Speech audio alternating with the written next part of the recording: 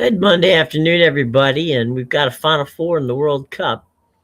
Obviously, it's the four that many of us thought were going to be there. We've got Spain, we've got England, we've got Argentina, and of course, we got France. Now, today, we're going to talk about basically what are the top, you know, post game, and halftime shows. Uh, for Fox, for TSN, for ITV, and for BBC. What for me goes into a good pregame or halftime or postgame show is sticking to what is the most important storylines. It's what it's an up close and personal thing. You want to make sure that you've got the latest information on any and all players who may or may not be injured. You got the yellow card situation. You've got all of the key elements of a broadcast of setting you up for it. And I think that plays into it. But so does, of course, the personalities who give you that information. So, without further ado, let's take a quick look at the the announced crews, as I'm fumbling there, pardon me, for for the World Cup, and I think that with regard to the broadcast pregame and postgame people, uh, I've known Rob Stone, who basically is the traffic cop at Fox. He's done a really good job over the years, but we found some new star here. We found an absolutely outstanding new star in Rebecca Lowe.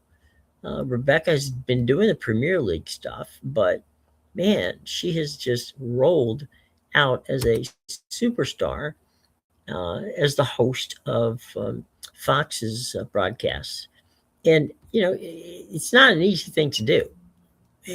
And she's done it quite well. Now, I gave the Fox crew a B plus. Okay, it's not A yet. As I said, we had a breakout star of having Rebecca Lowe there as the primary host. And that was basically a transformative move for Fox. Lowe brought authority. She brought structure. She brought calm. She's got a historical bent to her. She understands the game. She understands, what makes a superstar, and what she doesn't have to be told. She doesn't sit there and act like she's reading from papers. She knows what she's talking about. Now, also very impressed with Thierry Henry. Of course, he's world class soccer player himself. Won World Cup with France. He's the guy. I mean, he is really, really the guy. The downside to this, and the reason they got a B plus instead of an A, is Alexi Laws. Now, Alexi has been around for a long time, and this is not about is he good, is he bad, does he know soccer? It's not that at all. Alexi does know soccer. He's not bad.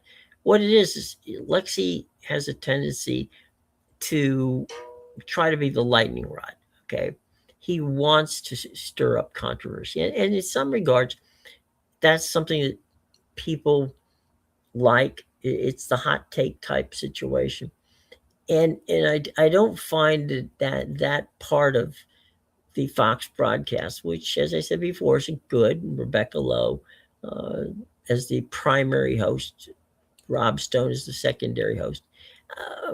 It's not something that I find appealing. And I'd like to know. I mean, if you do, that's fine. I mean, just why they print menus. But at the end of the day, I think that let's see what we got here. We got a comment. If it ever, there we go. FIFA is hard pressed to return to the States. Going to be hard pressed to return to the States. I don't know about that. We'll have to see. I mean, it's they've had a very good run here in the United States, and they've had a good time. The ticket price has been off the charts, but it is what it is. I mean, they charge what they can get, and whatever it is, they've been able to get it. Um, I think the other thing that we have to look at, as we move down the list here, TSN in Canada to me did the best job. Now they basically are the gold standard in my mind.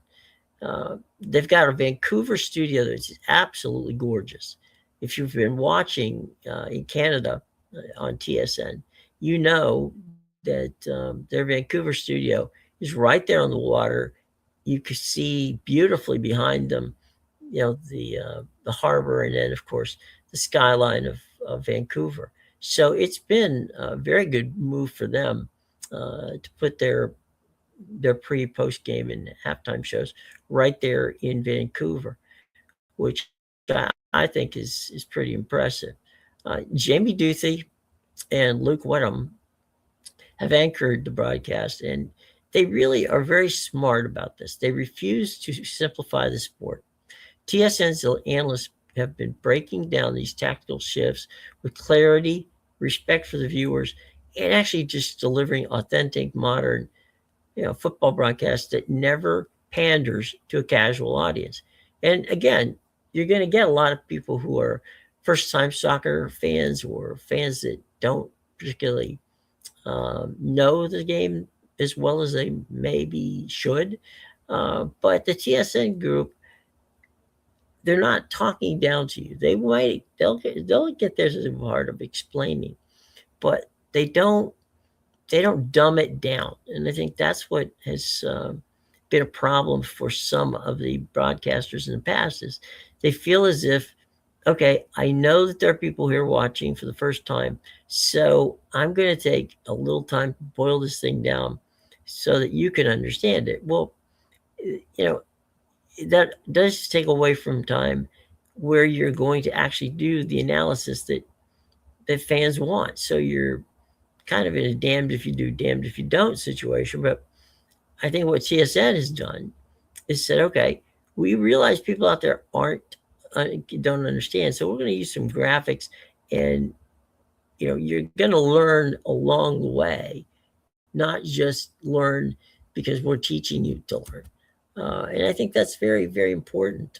Um, and it's a good way of thinking about it. It's a good way of doing it. And so, I'm giving TSN an A on their coverage. It's been really good. And if you haven't seen them, and if you're in Canada, um, obviously, I hope you have. Some people just tuned in to watch the game, uh, but these folks have done an outstanding job, both with the pregame show, the postgame show, and of course halftime. All right, now here's where things get messy. We go across the pond to the UK. I'm going to give ITV a grade A minus. They're almost there. Now, here's the thing. They have the rooftop studio from NEP over in Brooklyn.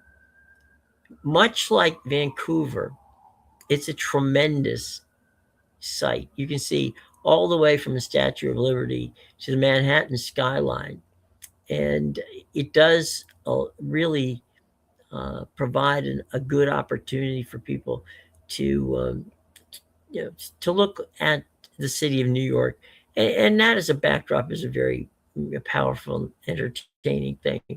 Now, Mark Pushash has been steady at anchoring, but the punditry roster has come up with some very interesting situations. If you have Emma Hayes, she's emerged as maybe the breakout star. Remember, I told you that Rebecca Lowe was a breakout star in the United States. Well, it's quite possible that Emma Hayes has emerged as this year's superstar for the ITV crew, because she has done an outstanding job of balancing the conversational aspect of covering something and put it in a way where it boils down to tactical analysis. So it's really good. And she's paired with Roy Keane, who's direct. He's pretty much uncompromising.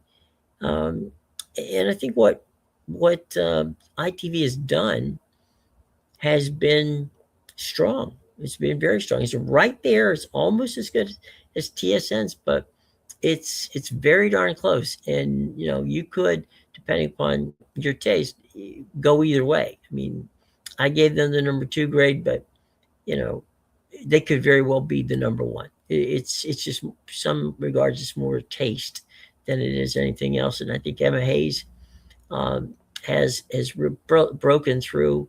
Um, and it's funny because the two people that we've spoken about who've been the breakthrough stars aren't men. They're women who really have brought some solid analysis and have done a really good job of being the traffic cops, all along the way. So, absolutely amazing stuff going on there. More than happy to watch what's going on. I think the disappointment is for me is the BBC has been known for pretty much outstanding coverage, but this has not been one of their better years. I gave them a C plus. Now let's explain a couple of reasons here. The BBC has should have, I guess, more than anything, have had the stronger group of analysts versus ITV, and yet they didn't. That I think was kind of a misstep on their part. I'll get to the rest of it in a minute. Um, they did a cost saving move. I mean, everybody's got a budget. I understand that. So they chose not to put a studio, on site like ITV did, like you know, obviously Fox and in Canada, in Vancouver with TSN. We're the host countries, so it's not hard to put a studio like that together on host soil. ITV coming over and taking over the Brooklyn site, I think, was a stroke of genius on their part. Now, again, basically what they're doing is they're broadcasting from their Safford, site, which if you've got a digital background, it's not as appealing as everything that everybody else is doing. It's not that it's not quality. It's that it's just not as appealing as the ITV situation, the Fox situation, or of course um, the folks who did an outstanding job up there in Vancouver. Um, Alan Shearer and Michael Richards maintain strong chemistry. They've been through this routine before. They do a good job of daily highlights. They do some criticism, not much. Their guest tacticians, like Thomas Frank, has provided moments, but overall, their presentation it's just not been to the quality of the other three, and I think that uh, surprises me most. Now, whether or not again, BBC has Wimbledon as well, so whether or not they were kind of stretched thin with regards to having all that information and all that content flowing through on the World Cup at the same time they're doing um, you know wall to wall Wimbledon coverage. I don't know. It shouldn't have. I mean, it's not like BBC can't do four things at once. So I guess I'm just disappointed. Is what they do bad? No, not at all. Not at all. Is what they do as good as the others? No, it's not. So that's why they get the C plus. It's as if they are treating it as an important property, but not at the quality that the other three that I've mentioned did. And I think that that's probably where I guess I'm most disappointed about the whole thing. Um, I think that the key here is, and we're going to get into it tomorrow, we'll give a little bit of it today. Landon Donovan, for instance. Now, Landon has been obviously Team USA. He one of the stars on Team USA many years ago, and he played in Europe. He's played in the MLS. He's been you know one of the faces of soccer here in this country. And Landon, as an analyst, with regard to a studio analyst, is not overwhelmingly good.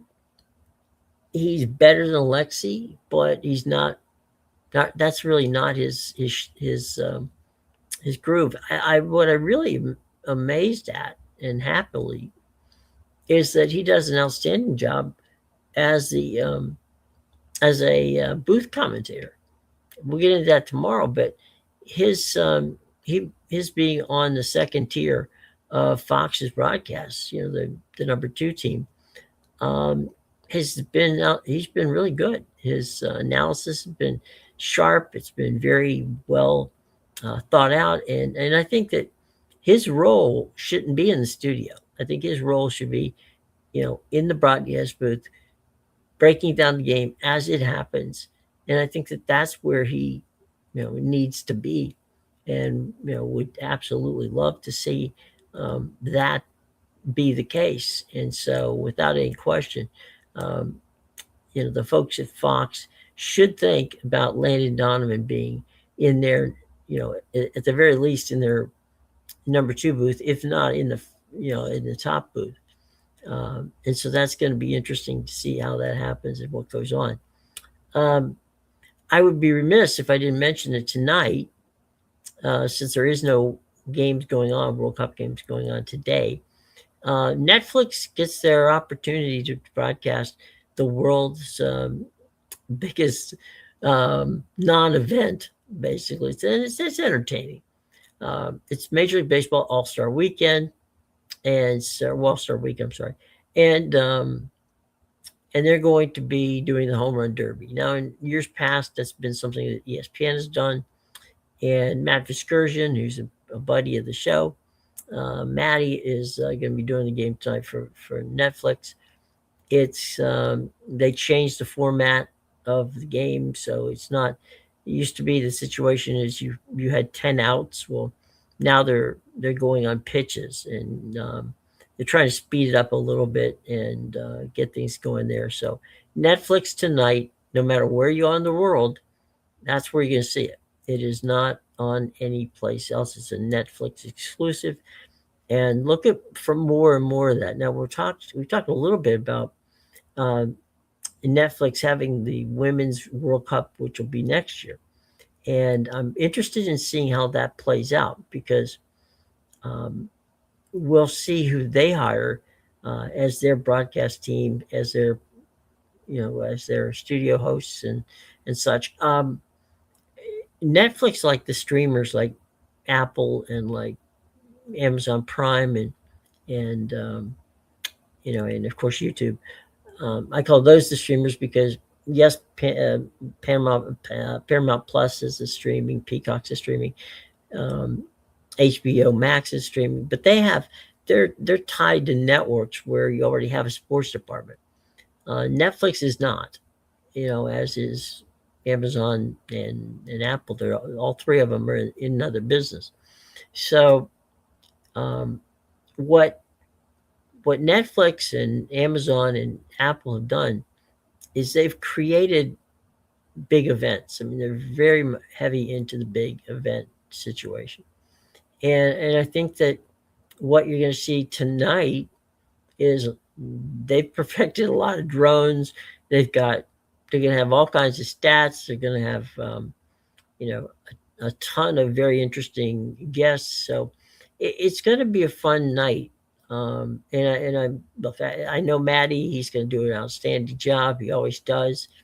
And Matt Vescursion tonight will handle the broadcast, and of course, with Major League Baseball's broadcast team. I'm sorry, production team, I should say, on hand.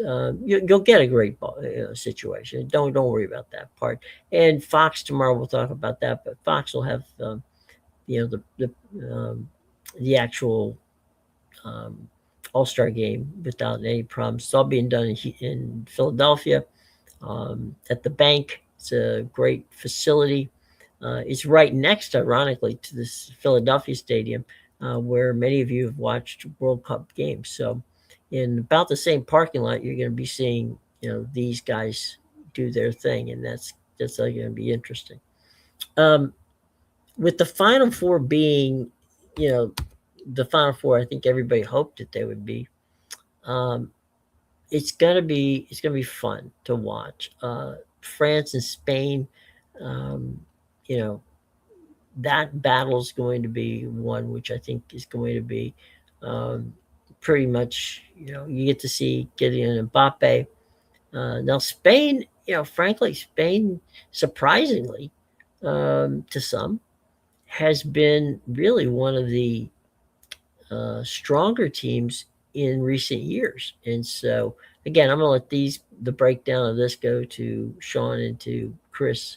Um, but it's if you're looking for a Final Four that if you could pick it, this would be the one. This would be the Final Four that most people would pick because these are, frankly, the four best teams in in the entire world with regard to soccer. Um, Interesting to see how Jude Bellingham and this race for the Golden Boot goes. Um, Jude has come out of nowhere, and he and Harry Kane are actually tied with 6 goals at this point. Terry, and then you've got Kylian Mbappe and Lionel Messi at 7. So, you got two teammates on the one, on one side who are, right there for the Golden Boot, and that's going to be a very interesting way to see it through. Um, so tomorrow's big game is going to be France and Spain, and we should find out, just how tough Spain is, because they're going to be pushed very, very hard. And I'm looking forward to the analysis of that.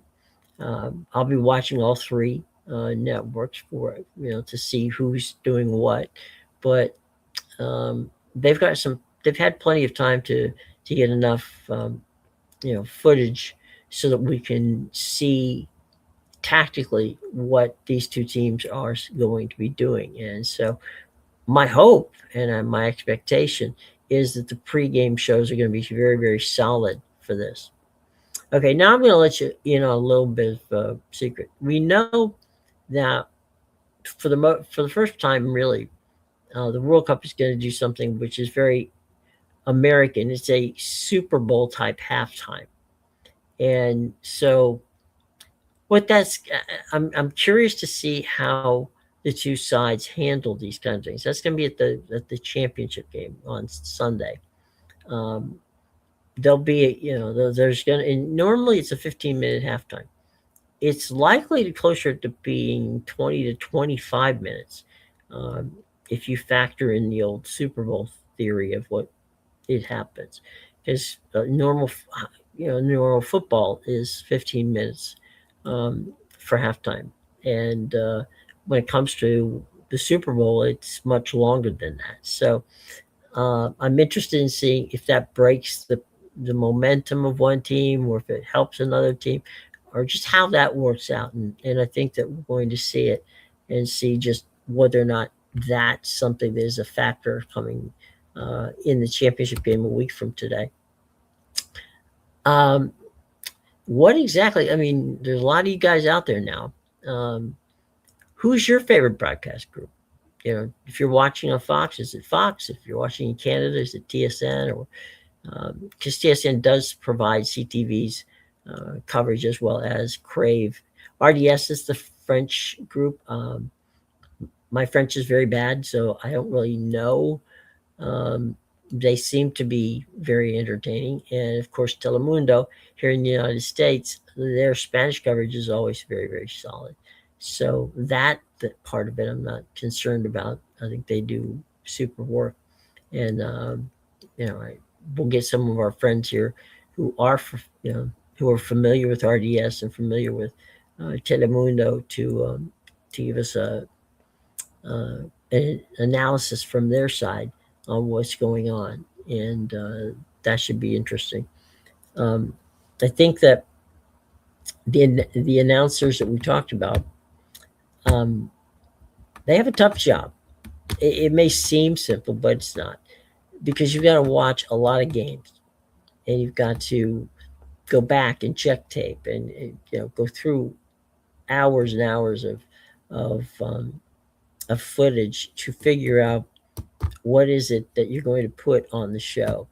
And I'll take you behind the scenes here. What normally happens in a case like that is you will sit down, let's say it's now 12:25 Eastern time in the United States on the East Coast. And let's say our game is at 3 o'clock. Um, we would sit down for what in essence would be a lunch. And at that lunch, we would begin the process of talking about what is it that we need or want. Meantime, the production team is putting together packages uh, that they that we have, from an editorial standpoint, have decided are very important to have in the pregame show.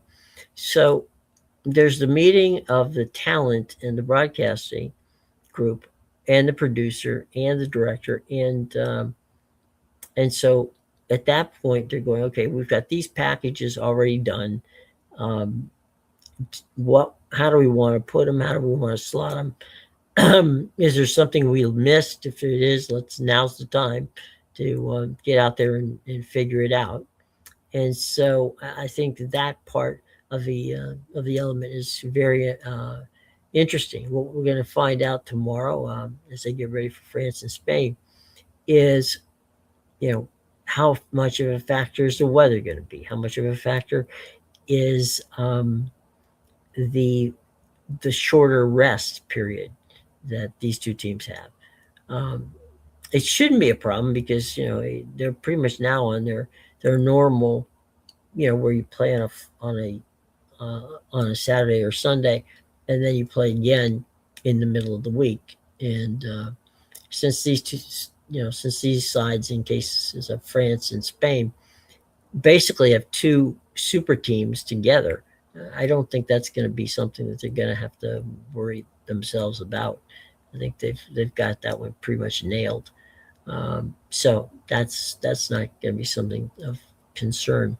Um, One of the things I've seen on these pre and post game halftime shows has been the controversy um, over the break that they do, for hydration. I can tell you, having been on the pitch in in a lot of these stadiums, not all of them, but a lot of them, it's absolutely brutal. The heat is absolutely brutal. There's no way it makes any sense whatsoever for them not to do this. I think this hydration break, which some have said, well, they're doing it for commercials. I wouldn't doubt that.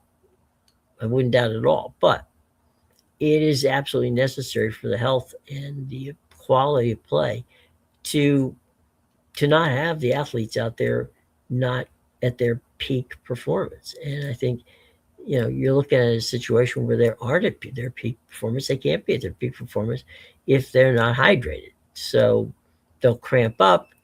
People can get hurt, and certainly um, you're going to expel a lot of energy. The game, that was held in Miami the other day, when England played in Miami. Um, the temperature on the pitch was 99. Sometimes it creeped into triple digits. Um, that's dangerous, and you need to have that hydration.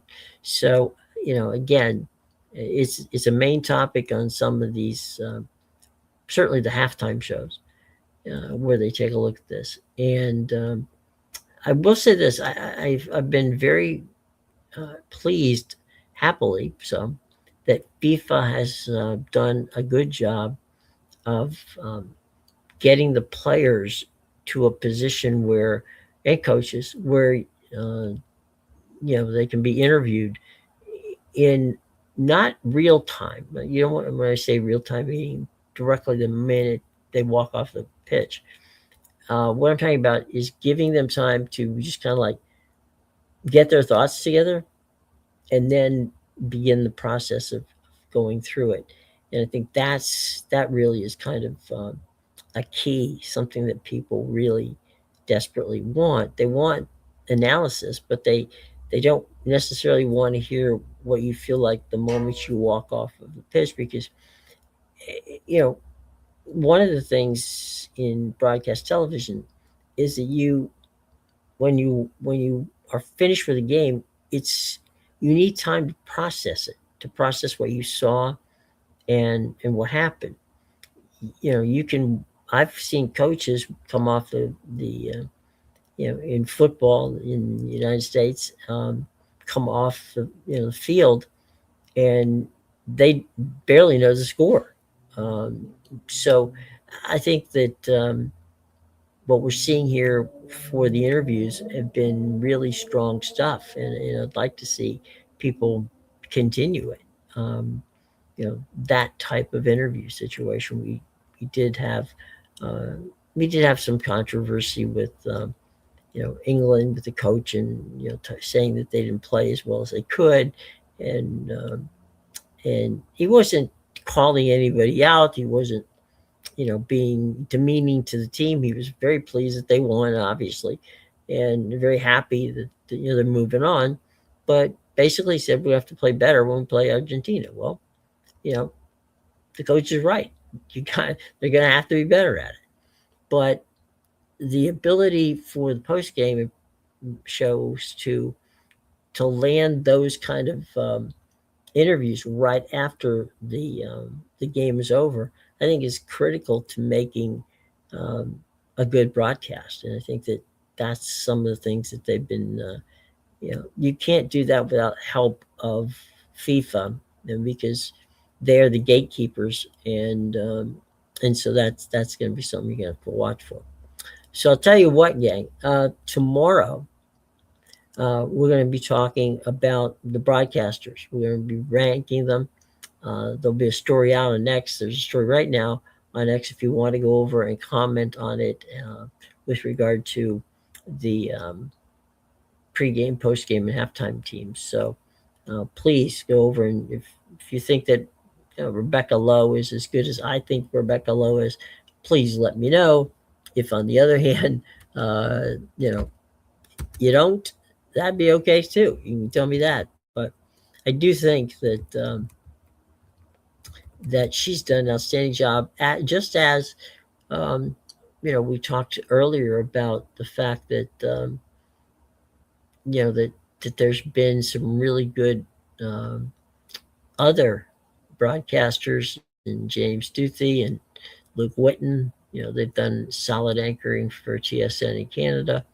Mark Podesh and Roy Keane's work over at the ITV uh, studio in Brooklyn has been over the top.